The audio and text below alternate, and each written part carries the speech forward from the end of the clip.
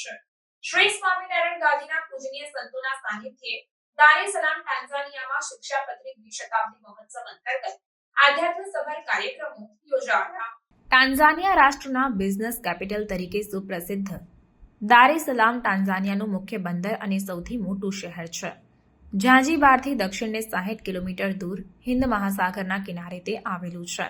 અરબીમાં દારે સલામનો અર્થ શાંતિનું ધામ થાય છે। આ કુદરતી બંદર ભૂમિથી ઘેરાયેલું રક્ષાયેલું છે।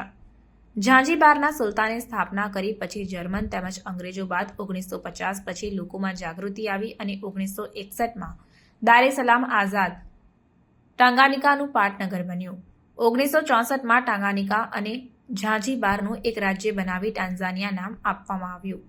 શ્રી સ્વામિનારાયણ ગાદીના આદ્ય આચાર્ય પ્રવર શ્રી મુક્તજીવન સ્વામી બાપા સૌપ્રથમ ઈસવીસન 1960માં દારે સલામ વિશાળ સંત અને હરિભક્તો સહ પધાર્યા હતા। ત્યારબાદ અનેક વખત તેઓ દ્વારા વેદરત્ન આચાર્ય પુરુષોત્તમ પ્રિયદાસજી સ્વામીજી મહારાજ અહીં પધારીને સત્સંગ અને પધરામણી આશીર્વાદથી આ ભૂમિને પવિત્ર કરી હતી।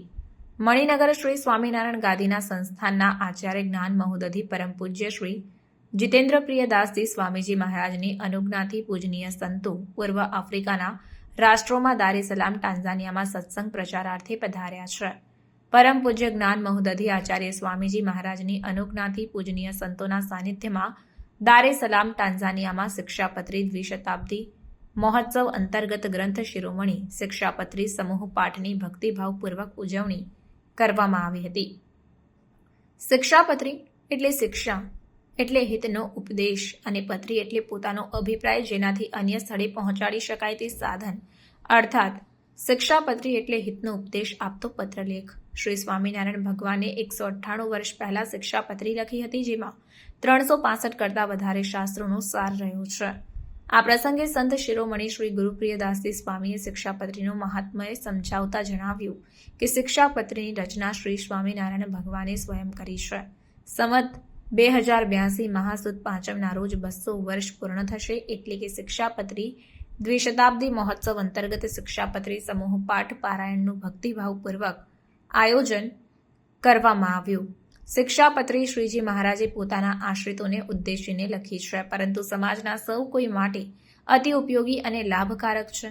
જો આજે સમાજમાં શિક્ષાપત્રીનો અમલ થાય તો સમાજની દરેક સમસ્યાનો નિકાલ આપોઆપ થઈ જાય। આ પ્રસંગે પૂજનીય સંતોમાં સંત શિરોમણી સહજાનંદ સ્વામી હરિકેશવદાસજી સ્વામી તથા ગુરુપ્રિયદાસજી સ્વામી અન્ય મહાનુભાવો નાના મોટા અબાલ વૃદ્ધો હરિભક્તો તથા ભાવિકોની ઉપસ્થિતિમાં 212 શ્લોક ધરાવતી શિક્ષાપત્રીનું સમૂહમાં વાંચન પૂજન તથા આરતી ઉતારવામાં આવી હતી।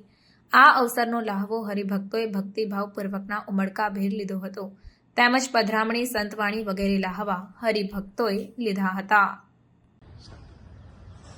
મણિનગર શ્રી સ્વામિનારાયણ ગાદીના આદ્ય આચાર્ય પ્રવર ગુરુદેવ જીવનપ્રાણ શ્રી મુક્તજીવન સ્વામી બાપા ઈસવીસન 1960ની સાલમાં ટાંઝાનિયાના બિઝનેસ સિટી તરીકે ઓળખાતા દારે સલામમાં પધાર્યા હતા અને ત્યારબાદ શ્રી સ્વામિનારાયણ ગાદીના પંચમ વારસદાર શ્રી પુરુષોત્તમ પ્રિયદાસજી સ્વામીજી મહારાજ પણ પધાર્યા છે અને આજે શ્રી સ્વામિનારાયણ ગાદીના આચાર્ય જ્ઞાન મહોદધિ શ્રી જીતેન્દ્રિય પ્રિયદાસજી સ્વામીજી મહારાજની અનુજ્ઞાથી પૂજનીય સંતો પણ પધાર્યા છે।